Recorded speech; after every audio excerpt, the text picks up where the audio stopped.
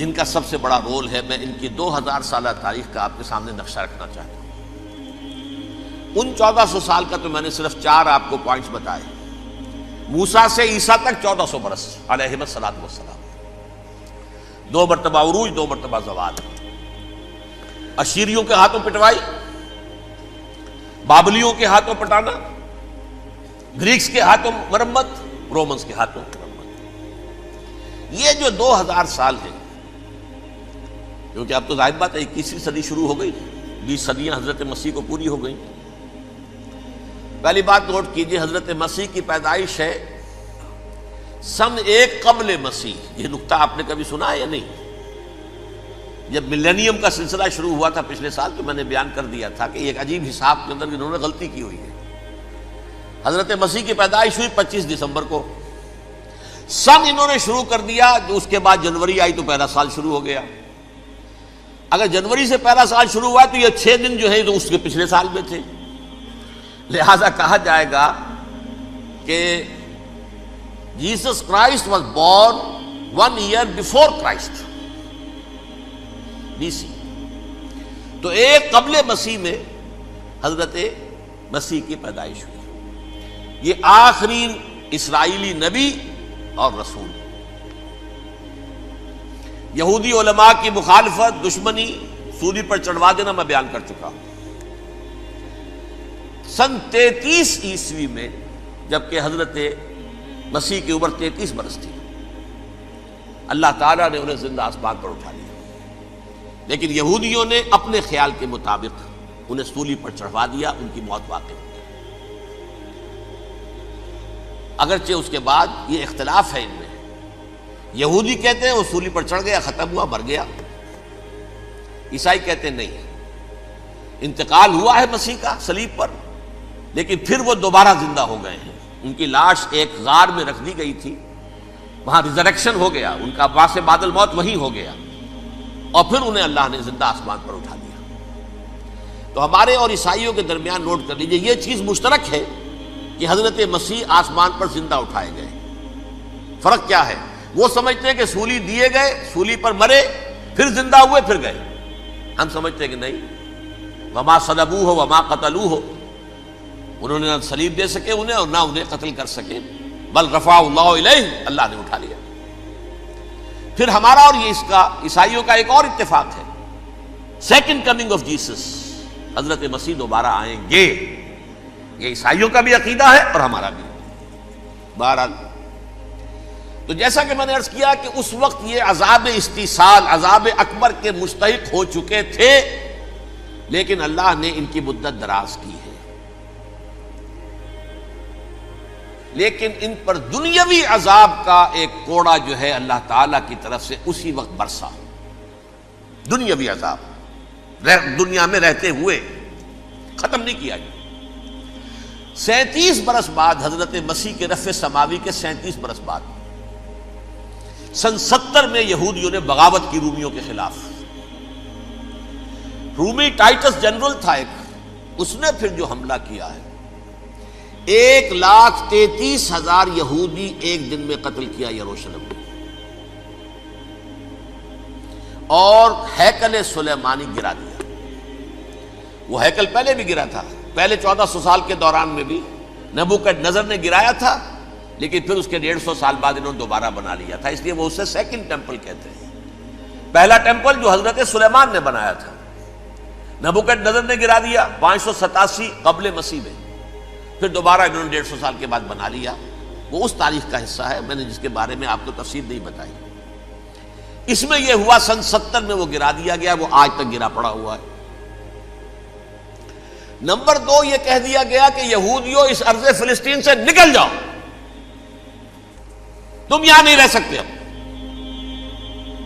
لہذا جس کا جہاں سینگ سمایا چلا گیا، یورپ میں چلے گئے، ایشیا میں آ گئے، عرب میں آ گئے، یہ 3 قبیلے جو رات بھی میں نے عرض کیا تھا، بنو قینقاع، بنو نذیر اور بنو قریظہ، یہ وہاں سے آ کے مدینے میں آباد ہو گئے۔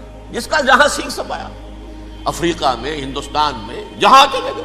ڈایاسپورا اسے کہتے ہیں، وہ آپ نوٹ کر لیجیے اس لفظ کو، ڈایاسپورا، ہمارا دور انتشار، جبکہ ہمیں ہماری اصل سرزمین تو فلسطین ہے، حضرت ابراہیم کا مسکن، حضرت اسحاق حضرت یعقوب کا مسکن فلسطین، یہ ہے ہماری اصل جاگیر، یہ تو ہماری جدی پشتی جاگیر ہے۔ لیکن یہاں سے نکال دیے گئے سن 70 عیسوی میں، اور وہاں سے لے کے 1917 تک ان کا ڈایاسپورا جاری رہا۔ یہ دور انتشار ہے۔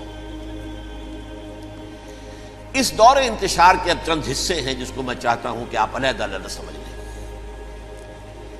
دور انتشار کا جو پہلا جو ہے تقریباً 300 برس، رومی حکمران تھے، وہ یہودیوں کے بھی دشمن تھے اور عیسائیوں کے بھی دشمن تھے۔ عیسائی اور یہودی ایک دوسرے کے بھی دشمن تھے، لیکن رومی سمجھتے تھے کہ یہ ایک ہی تھیلی کے چٹے بٹے ہیں۔ رومیوں کے نزدیک عیسائی بھی یہودیوں ہی کا ایک فرقہ تھے، کوئی علیحدہ مذہب تو تھا ہی نہیں۔ لہذا رومی جو ہیں رومنز، وہ ان دونوں کو ستاتے تھے، مارتے تھے، اور یہ آپس میں لڑتے تھے۔ یہودی عیسائیوں کو مارتے تھے، عیسائی یہودیوں کو مارتے تھے۔ یہ ہے 300 برس تک کی تاریخ۔ سن 300 عیسوی میں کیا ہوا؟ ایک معجزہ ہو گیا۔ بہت عظیم ایمپرر کانسٹینٹائن، قسطنطین اعظم، رومن ایمپررز میں سے بہت بڑا ایمپرر، وہ عیسائی ہو گئے۔ اب تو معاملہ بالکل تلپٹ ہو گیا، پوری سلطنت عیسائی ہو گئی۔ اب عیسائیوں کے عیش ہو گئے اور یہودیوں پہ مار پڑنی شروع ہوئی۔ اب عیسائیوں کا آپ خود سوچئے کہ جنہیں وہ خدا بنا بیٹھے ہیں، خدا کا بیٹا قرار دے رہے ہیں، ان کے قاتل کون؟ یہودی بدماش۔ لہذا ان کی وہ پٹائی شروع ہوئی ہے یورپ میں، پوری رومن امپائر میں انہیں ذلیل کیا گیا۔ شہروں میں آمد بند، علیحدہ رہو، گھیٹوز کے اندر رہو۔ یہودی کا نام جو ہے وہ گالی بن گیا، جیسے آج بھی یہودی گالی کہتے ہیں، جیسے خنزیر کا لفظ، آخر وہ بھی اللہ کی مخلوق ہے، لیکن آپ کو معلوم ہے کوئی شخص زبان پر نام نہیں لانا چاہتا خنزیر کا، سور کا، ہے تو مخلوق، وہ بھی ایک حیوان ہے۔ ایسے ہی یہ ہے یہودی گالی، جیوٹ گالی۔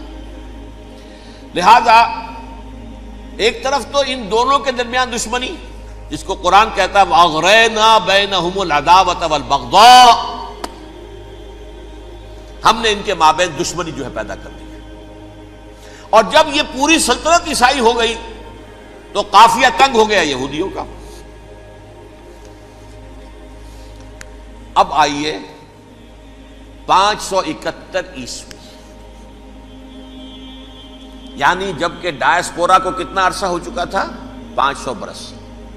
سن 70 سے شروع ہوا نا ڈایاسپورا، جب ٹائٹس نے گرایا ہے ہیکل کو اور نکال باہر کیا انہیں فلسطین سے، بھاگ جاؤ یہاں ایک یہودی بھی نہیں رہے گا، فلسطین سے نکال دیے گئے۔ اس کے پورے 500 برس بعد سن 571 عیسوی میں حضور کی پیدائش ہوئی، ولادت باسعادت محمد رسول اللہ صلی اللہ علیہ وسلم۔ 610 میں آپ پر وحی کا آغاز ہوا، لیکن حضور کے ساتھ ان کا معاملہ کیا رہا؟ اول تو جبکہ حضور ابھی مکے ہی میں تھے، یہودیوں نے ریشہ دوانیاں شروع کر دی حضور کے خلاف۔ قریش مکہ کو سکھاتے تھے، پڑھاتے تھے، ان سے یہ پوچھو، ان سے یہ پوچھو، انہیں اس طرح تنگ کرو، ان سے یہ امتحان لو، یہ آپ کے علم میں ہے۔ سورہ بنی اسرائیل میں، سورہ کہف میں وہ سوالات، جو امتحانی سوالات آئے تھے، ذوالقرنین کون تھا، اصحاب کہف کون تھے، تم رسول بنے پھرتے ہو تو بتاؤ، اور یہ روح کی حقیقت کیا بتاؤ۔ یہ ساری ریشہ دوانیاں کر رہے تھے بیٹھے ہوئے، ابھی وہیں پر حضور ابھی پہنچے بھی نہیں۔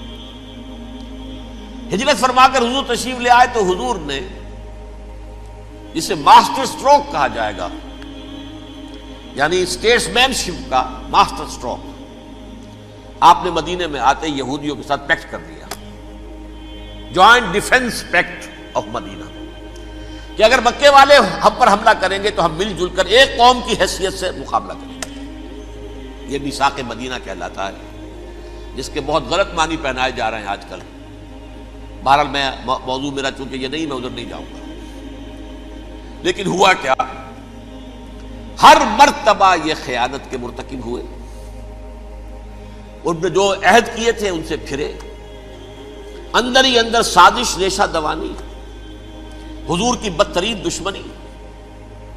سورہ نساء کی آیت نمبر 12 میں، 14 میں، 13 میں فرمایا ہے لا تزال تطلع علی خائنۃ منہم اے نبی ہمیشہ آپ کے علم میں ان کی طرف سے خیانتیں بددیانتیاں آتی رہیں گی. اور بار بار وہ مسلسل جنگ کی آگ بھڑکاتے تھے. قریش کو دعوت دیتے آؤ آؤ آؤ ہم اندر سے بغاوت کر دیں گے, تم آؤ تو صحیح, ختم کریں محمد کو اور اہل ایمان کو صلی اللہ علیہ وسلم رضی اللہ تعالی عنہ اجمعین. لیکن پھر جب وہ آتے تھے تو یہ دبک جاتے تھے, ان میں ہمت نہیں تھی. میدان کے مرد نہیں رہے تھے. یہ سورہ حشر میں ان کا نقشہ کھینچا گیا ہے. کھلے میدان میں مقابلے کی اس کے اندر صلاحیت ہی نہیں. یہ تو فصیلوں کے پیچھے سے, جیسے عورتیں کہیں دیہات میں لڑائی ہوتی ہے تو مرد جو ہے گلیوں میں لڑتے ہیں, عورتیں اوپر سے پتھر پھینکتی ہیں, بس وہ کام یہ کر سکتے تھے. من ورائے جدر, فصیلوں کے پیچھے سے, جنگ میں میدان میں نہیں آ سکتے. بہرحال قرآن مجید میں ہے یہ سورہ مائدہ کی آیت نمبر 64, کلما اوقدوا نارا للحرب اطفاها اللہ. اکثر و بیشتر مواقع پر تو یہ جب آگ بھڑکاتے تھے جنگ کی, اللہ اسے بجھا دیتا تھا. لیکن بہرحال اس کے باوجود جنگیں ہوئی, غزوہ بدر, غزوہ احد ہوئی کہ نہیں. یہ ساری اصل شرارت ہوئی. اور اس کے نتیجے میں حضور نے پھر ایک ایک کر کے 3 قبیلوں کو سزا دی. غزوہ بدر کے فوراً بعد بنو قینقاع نکالے گئے مدینے سے, غزوہ احد کے فوراً بعد بنو نذیر نکالے گئے, اور غزوہ احزاب کے بعد بنو قریظہ نکال دیے گئے. یہ تو میں نے آپ کے سامنے رکھ دیا صرف حضور کے زمانے میں ان کا کیا رویہ رہا. دشمن, رات بھی ہم نے وہ آیت پڑھی تھی, لَتَجِدَنَّ أَشَدَّ النَّاسِ عَدَاوَةً لِلَّذِينَ آمَنُوا الْيَهُودُ وَالَّذِينَ أَشْرَكُوا. اہل ایمان کی دشمنی میں شدید ترین تم پاؤ گے یہودیوں کو اور مشرکین. مشرکین بھی بعد میں ہے, پہلے یہودی. حضور کے بعد کیا ہوا اب یہ نوٹ کیجئے, یہ ان کی تاریخ کا دوسرا دور. حضرت عمر رضی اللہ تعالیٰ عنہ قائد خلافت ہے. بیت المقدس کا محاصرہ کیا گیا, فصیل بڑی اونچی, شہر اندر سے سیلف سفیشنٹ, حملے کا راستہ کوئی نہیں. محاصرہ طول کھینچ رہا ہے لیکن ان کے پاس رسد بھی موجود ہے, پانی بھی موجود ہے, وہ دروازے بند کر کے بیٹھے ہوئے ہیں. بالآخر اللہ تعالیٰ کی مشیت کا ظہور کیسے ہوا, ان کے کچھ علماء آئے فصیل پر, کہا دیکھو مسلمانوں تم قیامت تک بھی یہاں پڑے رہو گے محاصرہ کر کے, ہمارا یہ شہر فتح نہیں ہوگا. ہاں ایک درویش بادشاہ کے ہاتھوں یہ شہر فتح ہونا ہے, لیکن تمہارے اندر ہمیں وہ نظر نہیں آ رہا. ابو عبیدہ بن الجراح رضی اللہ تعالی عنہ امین هذه الامہ, ان کا فوراً ذہن گیا وہ درویش بادشاہ مدینے میں بیٹھا ہوا ہے عمر رضی اللہ تعالی. اب ایک اور عمر بھی ہے جو قندھار میں بیٹھا ہے. نقشہ وہی ہے, سادگی کی حد تک نقشہ وہی, بالکل وہی, اپنی آنکھوں سے دیکھا ہے وہی سادگی. عمر اول عمر ثانی تھے عمر بن عبد العزیز. اب ایک اللہ کے فضل سے اللہ تعالیٰ ایدہ اللہ بنصرتہ, اللہ تعالیٰ ان کی نصرت فرمائے, دشمنوں کو ان کے مقابلے میں نیست و نابود کرے. انہوں نے ریکویسٹ بھیج دی کہ حضور تشریف لائیے, یہ شہر فتح ہو جائے گا. وہ ہے سفر تاریخی, اتنا طویل سفر, تقریباً 700 میل, ایک اونٹ, ایک خادم, ایک منزل میں امیر المومنین اوپر بیٹھے, خادم آگے چل رہا ہے, اگلی منزل پہ خادم اوپر بیٹھا ہے, امیر المومنین آگے جا رہے ہیں. اور جب پہنچے ہیں تو وہ باری تھی خادم کی.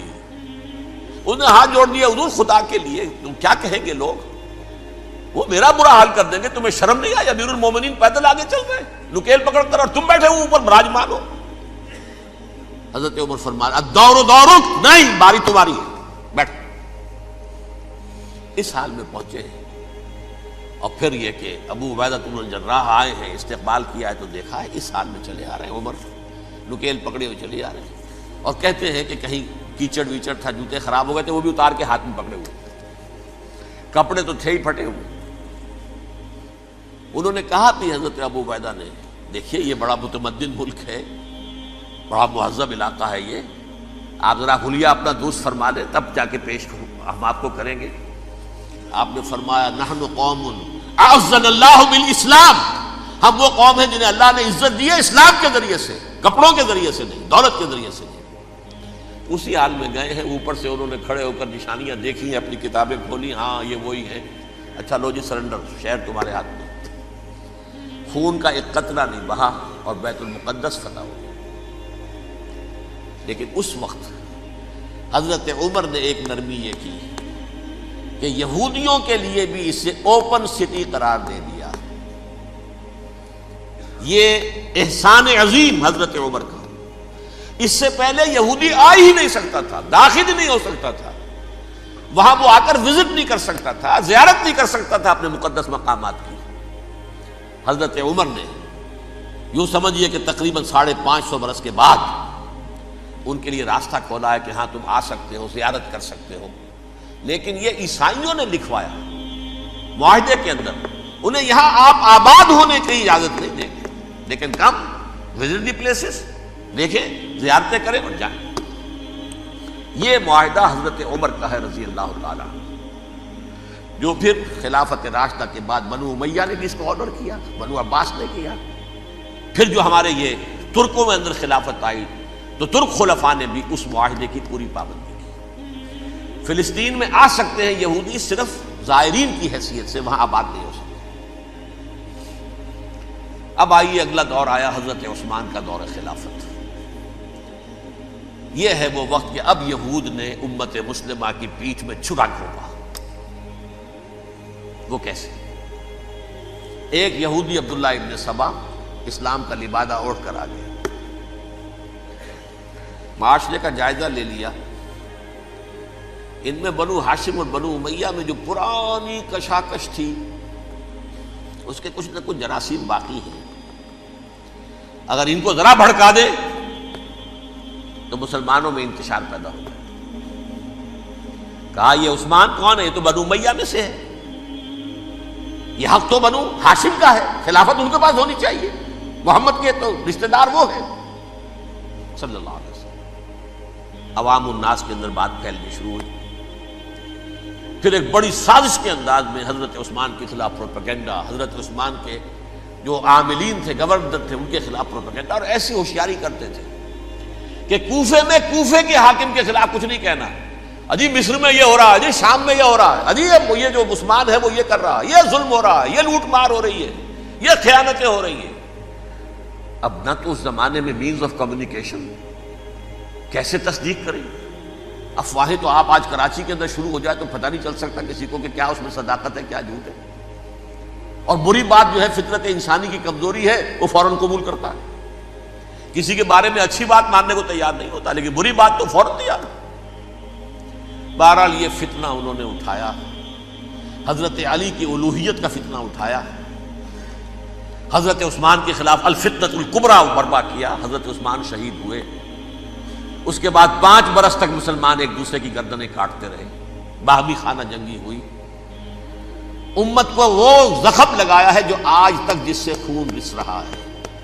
یہ شیعان عثمان اور شیعان علی تھے جو بعد میں پھر سنی اور شیعہ ہو، اور آج تک فتنہ کس نے جگایا؟ ایک عبداللہ ابن سبا یہودی اور اس کے کارندے، شیطان کا ایجنٹ، اور انسانوں میں سے بھی اس کے جو بھی حواریین تھے اور شیطانوں کے اندر سے بھی تھے، انہوں نے بھی اس آگ کو بھڑکایا. یہ آپ سوچ لیجئے کہ یہ کس نے وہ زخم لگایا؟ یہودی. اگلا دور آیا، خلافت راشدہ ختم ہوئی، بنو امیہ کا بھی دور کافی گزر گیا. طارق ابن زیاد 712 عیسوی میں حملہ کرتے ہیں اسپین پر. اسپین اس وقت عیسائیت کا بہت بڑا گڑھ، بڑے کٹر ترین عیسائی جو ہے وہ اسپین میں تھے. لہذا یہودیوں کی وہاں بہت پٹائی ہوتی تھی، یہ میں بتا چکا ہوں. دشمنی تھی، یہ تو چلی آ رہی تھی عیسائیوں کے ہاتھوں یہودیوں کی. وہ تو سن 300 عیسوی سے ایمپرر کانسٹنٹائن کے بعد سے شروع ہو گئی تھی. اس حوالے سے یہودیوں نے اس وقت چالاکی یہ برتی، کچھ راستے واسطے بتائے، کچھ مدد کی طارق ابن زیاد کی. طارق ابن زیاد نے انہیں اپنا محسن سمجھا. ہسپانیہ فتح ہو گیا تو یہودی چونکہ محسنین کی فہرست میں آ چکے تھے، انہیں بہت اقتدار نصیب ہوا، بڑی سپورٹ مسلمانوں نے دی. ان کے بڑے بڑے علماء جو ہیں اسی دور کے اندر پیدا ہوئے، بڑے بڑے تھنکرز ان کے اسی دور میں پیدا ہوئے. بن گوریون جو کہ ایک وزیر اعظم تھا اسرائیل کا، اس نے یہ لکھا ہے اپنی کتاب میں، Muslim Spain was the golden era of our diaspora. وہ ڈائسپورا جو 70 عیسوی سے شروع ہوا تھا اور 1917 عیسوی تک جاری رہا ہے، اس میں سے گولڈن ایرا ہمارا جو تھا وہ مسلم اسپین تھا. ہسپانیہ میں بیٹھ کر ہم عیش کیے. لیکن وہاں سے انہوں نے اور جو کچھ کیا، یہ تو داستان کے بہت سے گوشے ہیں، لیکن میں جس اسٹریٹ لائن میں چل رہا ہوں اس کے اعتبار سے ایک بات سمجھ لیجیے. وہاں بیٹھ کر انہوں نے اب عیسائیت کی پیٹھ میں چھرا گھونپا، پروٹیسٹنٹ مذہب پیدا کیا، تقسیم کر دیا. جیسے شیعہ سنی کی تقسیم، عبداللہ ابن سبا، رومن کیتھولک اور پروٹیسٹنٹ کی تقسیم، یہودی علماء. ہوتا کیا تھا؟ ہسپانیہ کی یونیورسٹیاں ہیں، کارڈووا میں ہے، ٹولیڈو میں ہے، گریناڈا میں ہے، غرناطہ، قرطبہ، تولیتلا، اور وہاں آتے تھے لوگ. فرانس سے چلے آ رہے ہیں نوجوان پڑھنے کے لیے، جرمنی سے چلے آ رہے ہیں، اٹلی سے چلے آ رہے ہیں. 3 ہی ملک قریب ترین پڑھتے ہیں سینٹرل جو یورپ کے ہیں. یہاں پر جو ہے وہ اسلام جو نور پھیلا رہا تھا اس سے بھی مستفیض ہوئے. جہالت کے جو ہے پردے ان کے وہ چھٹے. اس کے ساتھ ہی وہ یہودی وہاں ان کے اندر جو جراثیم داخل کر رہے تھے وہ اس عیسائیت کے خلاف بغاوت تھی جو اس وقت دنیا میں عیسائیت اس وقت تھی. پوپ کا راج تھا دنیا میں اس وقت. یورپ میں جو عیسائیت تھی اس میں ایک طرف بادشاہ تھے، لیکن بادشاہوں کی حیثیت وہاں پر یوں سمجھ لیجئے کٹ پتلیوں کی تھی. اصل قوت پوپ کے ہاتھ میں تھی. اور پوپ کو انہوں نے جیسے قرآن نے کہا اتخذوا احبارهم ورهبانهم اربابا من دون اللہ، کیونکہ سینٹ پال نے شریعت موسوی ساقط کر دی تھی تو اب شریعت تھی ہی نہیں. پوپ کو اختیار تھا جس چیز کو چاہے حلال قرار دے دے، جس چیز کو چاہے حرام قرار دے دے. اتخذوا احبارهم ورهبانهم اربابا من دون اللہ. انہوں نے کہا صاحب یہ پوپ کس بلا کا نام ہے، یہ بھی انسان ہے. بات تو ٹھیک تھی نا، اصل حیثیت تو کتاب کی ہونی چاہیے، ڈیوائن بک، دی ریویلڈ اسکرپچر. لہذا اور یہ کتاب ہر شخص پڑھ سکتا ہے. کوئی پوپ کے باپ کو جو ہے کوئی اس کے لیے پروپرائٹری رائٹس تو نہیں ہے کہ صرف پوپ پڑھ سکتا ہے یا پادری پڑھ سکتے ہیں. ہم بھی پڑھ سکتے ہیں، ہم بھی سمجھ سکتے ہیں. یہ باتیں تھی کہ جن کو بڑھا چڑھا کر بیان کر کے اور پوپ کا اقتدار ختم کرا دیا اور توجہ مرکوز کر دی بائبل کی طرف. اب بائبل میں بڑا حصہ تو اولڈ ٹیسٹامنٹ کا ہے. نتیجہ کیا ہوا؟ یہود کی عظمت پروٹیسٹنٹس کے نزدیک مسلم ہو گئی. اصل قوم تو یہ ہے. وہ دشمنی بدلی کہ نہیں بدلی؟ موسیٰ کے امتی یہ ہے، تورات موسیٰ کو دی گئی، ابراہیم کی نسل یہ ہے. لہذا وہ جو دشمنی تھی، جو عداوت تھی کہ ہمارے خدا کو سوری چڑھانے والے ہیں یہ بدماش، اس کا ازالہ ہوا اس پروٹیسٹنٹ مذہب کے نتیجے میں. یہ میں اب آپ کو بتاتا ہوں کہ ایک نتیجہ وہ نکلا ہے جسے برٹرنڈ رسل نے بیان کیا ہے. اس کی کتاب ہے ان پریز آف آئیڈلنس، صفحہ 108. وہ لکھتا ہے the Christians retaining the Judaic belief in special revelation added to it the Roman desire for world wide domination and the Greek taste for metaphysical subtleties. The combination produce the most fiercely persecuting religion that the world has yet known. یہ 3 چیزیں آ کر عیسائیت میں مل گئی. ایک تو جب یہ اولڈ ٹیسٹامنٹ جو ہے وہ ان کے ہاتھ میں آ گئی، اور اس کے میں کچھ آپ کو بتا دیتا ہوں کہ اولڈ ٹیسٹامنٹ کی تعلیمات، کیونکہ یہ اولڈ ٹیسٹامنٹ جو ہے یہ محرف تھی. اصل تورات تو گم ہو گئی تھی 587 قبل مسیح میں، جب پہلی مرتبہ ہیکل جو ہے تباہ ہوا ہے اس وقت ختم ہو گئی تھی. اس کے کوئی 150 سال کے بعد انہوں نے یادداشتوں سے مرتب کر کے لکھی ہے. اب اس میں ان کے اپنے خیالات، اپنے امانی، اپنی توجیحات وہ شامل ہو گئی. لہذا میں آپ کو حوالے دیتا ہوں اس کتاب کے اندر مظالم کی جو تعلیم دی گئی ہے اہل کتاب نے اپنے مظالم قتل عام کے جواز کے لیے تورات میں تبدیلیاں کی اور پیغمبروں پر دہشت ناکی اور بدترین حرام کاری کے الزامات لگائے. سنیے، پہلا حوالہ ہے یہ گنتی باب 31 آیات 17-18.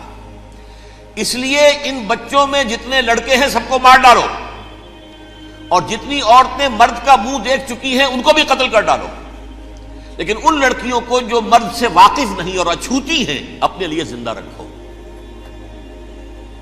یہ کسی اللہ کی کتاب کا یہ جملہ ہو سکتا ہے؟ کسی ریویل بک کا؟ اور سنیے، یہ ہے استثناء ڈیٹرانومی باب 20 آیت 16-18. پر ان قوموں کے شہروں میں جن کو خداوند تیرا خدا میراث کے طور پر تجھ کو دیتا ہے، کسی ذی نفس کو جیتا نہ بچا رکھنا، جیسا خداوند تیرے خدا نے تجھ کو حکم دیا بالکل نیست کر دینا. مرد، عورتیں، بچے، بوڑھے سب ختم. یہ کتاب مقدس ہے. اور سنیے، سموئیل باب 27 آیت نمبر 9. اور داؤد نے اس سرزمین کو تباہ کر ڈالا اور عورت مرد کسی کو جیتا نہ چھوڑا. نمبر 4، ان سب آباد شہروں کو ماں، عورتوں اور بچوں کے بالکل نابود کر ڈالا.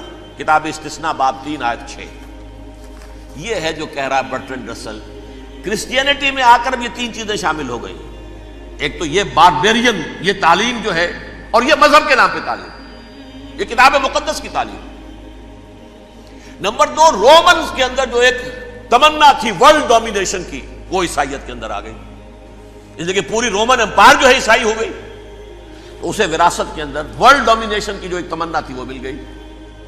اور پھر یہ کہ انہوں نے جو توہمات تھے یونانیوں کے، ان کو بھی اپنے ہاں مختلف شکلوں کے اندر جمع کر لیا. ان تین چیزوں کا the combination produced the most fiercely persecuting religion that the world has yet known. اس کے نتیجے میں دنیا میں تاریخ انسانیت کے اندر جو بدترین خونخوار ترین مذہب ہو سکتا ہے وہ شکل عیسائیت نے اختیار کی. اور اس کا مظہر عتم کیا تھا؟ نوٹ کیجیے، صلیبی جنگیں. ایک بات ٹائم ٹیبل کے اعتبار سے نوٹ کر لیجئے گا. فرسٹ ملینیم ختم ہوا، سیکنڈ شروع ہوا. ان کے 1000 سال ختم ہوئے تو 11ویں صدی میں سیکنڈ ملینیم شروع ہوا، تو پہلی صلیبی جنگیں ہوئی. لاکھوں مسلمان قتل کیے. صرف یروشلم کے اندر اتنا خون بہایا ہے کہ خود ان کے ہسٹورینز لکھتے ہیں کہ جب ان صلیبیوں نے جب گھوڑوں کے ساتھ وہ چل رہے تھے گلیوں میں، تو ان کے گھوڑوں کے گھٹنوں تک خون کی ندی بہ رہی تھی. جہاں سے گزرے ختم کرتے چلے گئے، آبادیاں کی آبادیاں ختم کر. اگرچہ اس کروسیڈ میں گیہوں کے ساتھ گھن بھی پسا، یہودی بھی بہت مارے گئے. یہ فرانس سے، جرمنی سے جب یہ کروسیڈرز آ رہے تھے، 3000 میل کا سفر طے کر کے آئے تھے. سوچئے تو صحیح. اربن ثانی پوپ جو تھا، آگ لگا دی تھی اس نے پورے یورپ کے اندر. شرم سے ڈوب مرو، تمہارے مقدس علاقے مسلمانوں کے ہاتھ میں. انفیڈلز، یہ کافر، یہ مرتد، یہ ملحد. مسیح جہاں پیدا ہوا، مسیح کو جہاں سولی دی گئی، وہ کہاں